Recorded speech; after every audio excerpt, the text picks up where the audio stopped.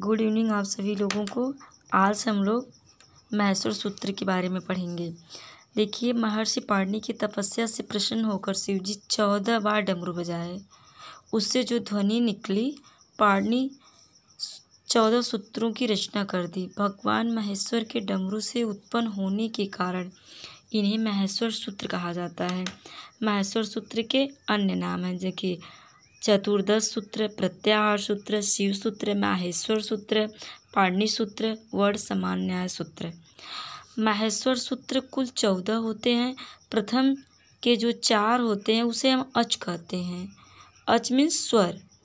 और जो अंतिम के 10 सूत्रों में से व्यंजन होते हैं जिसे हम हल कहते हैं। पहला से देखिए 4 अ, इ, उड़, रील, ऋक, एवं, एओज। ये जो 4 हैं ये अच हैं।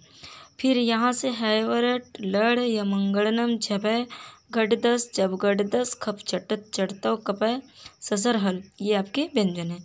एक बार मैं इसको शुरू से पढ़ दे रही हूँ। 2-3 बार पढ़ने के बाद माहेश्वर सूत्र याद हो जाता है।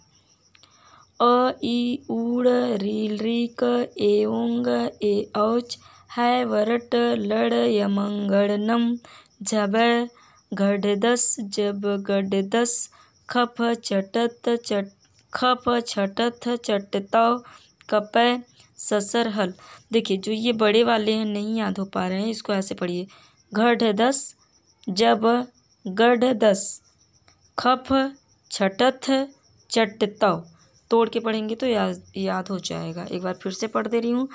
अ, इ, उड़, रील, ऋक, एओंग, एऔच, हैवरट, लड़, एमंगलम, झबय, गढ़दस, जब गढ़दस, खप, चटत, खप, छठत, चटतव, कपय, ससर, हल। देखिए, थोड़ा सा इसके बारे में बता दे रही हूँ। फिर इन चतुर्दश सूत्रों के अंत में जो वर्ण, जो ड़, क, अंग, च आदि व्यंजन वर्ण हलंत है, उनका इतिसंज्ञक वर्णों का लोप हो जाता है। कुल 14 इतिसंज्ञक वर्ण होते हैं।